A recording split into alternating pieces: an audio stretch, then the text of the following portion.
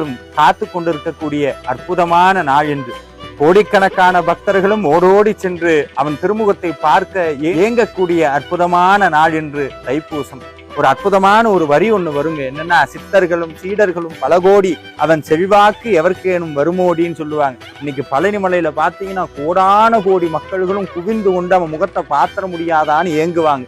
அப்படி ஏங்கக்கூடிய ஒவ்வொருத்தருடைய உள்ளத்திலும் முருகப்பெருமான் இருக்கிறார். இன்னைக்கு யாரெல்லாம் தைப்பூசத்தன்னைக்கு அவங்கவுங்க வீட்டுல முருகனை நினைச்சு விளக்கேற்றி திருப்புகள் பாடுறாங்களோ அவங்க ஒவ்வொருத்தர் வீட்டுக்கும் மயிலேறி அந்த மாணிக்கம் வந்து பாப்பாரா. என்னுடைய பக்தன் நம்மளை கொஞ்சம் குழாவக்கூடிய அற்புத தெய்வம் முருகப்பெருமான். அன்பு முருக அடியார்களே, இந்த தைப்பூசத்துல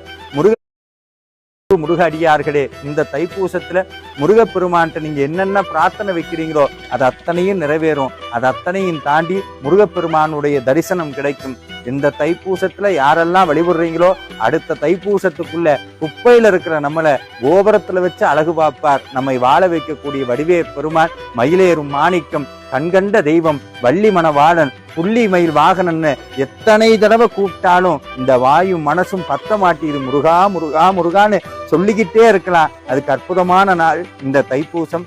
அன்பார்ந்த முருக அடியார்களுக்கு என்னுடைய மனம் கனிந்த தைப்பூசம்.